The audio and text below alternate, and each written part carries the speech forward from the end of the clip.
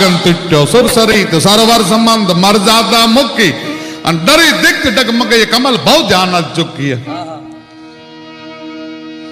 ઈ અવતાર ચરિત્રનો રચવા વાળો મહાત્મા નરહરદાસજી ચારણ મહાત્મા એને એના પત્ની એક દી પ્રશ્ન કર્યો કે કવિતા લખીને આપો છો, આનો મારે જવાબ જોઈએ છે.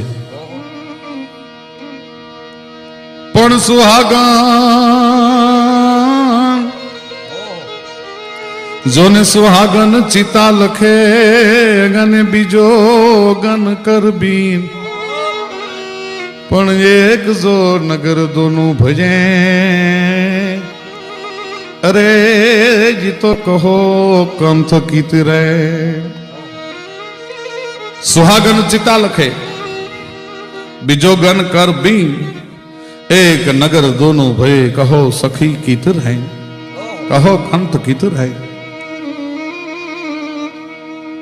ઘડીક તો મૂંઝાણો મહાત્મા, જવાબ ક્યાંથી દેવો? સુહાગન ચિતા લખે, સુહાગણી સ્ત્રી છે એ ચિતાનું ચિત્ર આલેખે છે.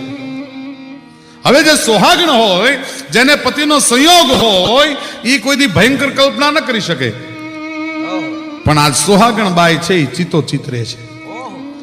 અને બીજો ગણ કર બીન અને બીજો ગણ છે એ કોઈ દી શ્રૃંગાર કરી અને વાજિંત્ર ન વગાડે, પણ આજ બીજો ગણબાઈ છે હાથમાં વીણા વગાડે છે. ને પાછું એક નગર દોનું ભય કહો કંઠ ગીત રહે, એક જ નગરમાં એક જ રાત્રિમાં એક જ દિવસમાં આવીનું.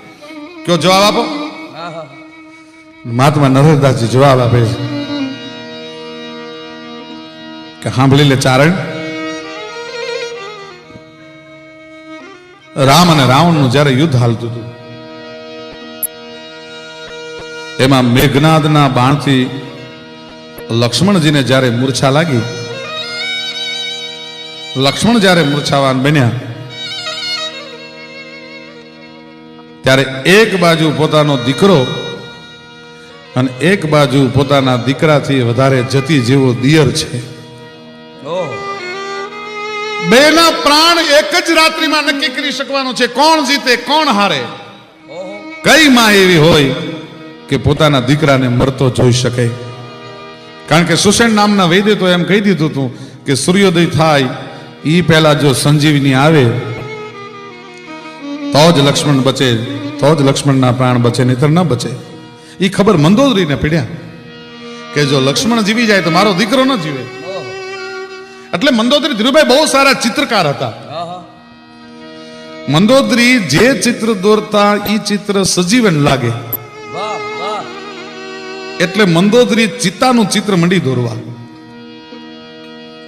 અને મંદોદરીને એમ થયું કે ચિતાનું ચિત્ર દોરવું અને લંકાની અટારીમાં જઈને ઊભી રહું આમ દેખાડું તો ચંદ્રમાનું વાહન હરણ છે એ ચિતો જોઈ અને ચંદ્રમાં ભાગવા માંડશે અને ચંદ્રનો અસ્ત થઈ જશે અને સૂર્ય ઉગી જશે, એટલે લક્ષ્મણ મરશે અને મારો દીકરો બચી જશે. એટલે ચિતાનું ચિત્ર મંડી દોરવા એક પછી એક રેખાઓ આંકતી ગઈ અને એમાં કલર પૂરતી ગઈ. એમાં કાળા કલરનો જરૂર પડી, કાળો કલર ખૂટી ગયો હતો. ભોલિયા પર રાવણ હૂતો હતો, એના કાળજાની માથે નજર કરી તો એવું દુનિયામાં ક્યાંય કાળપ નહોતી. એમાં રાવણના કાળજામાં પીછી બોરી બોરીને કલર મંડી પૂરવા ભાઈઓ. મંદોદરી ચિત્ર પૂર્ણ થાય એ પહેલા જાનકીને ખબર પડી, બેઠી હતી ને, રામને કેવરાયું હતું હનુમાનજી અરે કે મારા રામને કહેજે મને બીજો તો અહીં વાંધો નથી,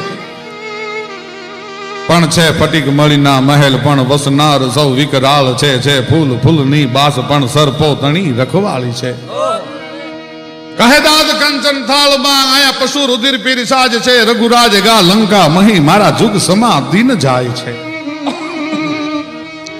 એ જાનકીને ખબર પડી કે ચંદ્રનો અસ્ત થાય અને સૂર્ય ઉગી જાય તો મારો દિયર મારો જતી મારો લક્ષ્મણ નહીં બચે, શું કરવું?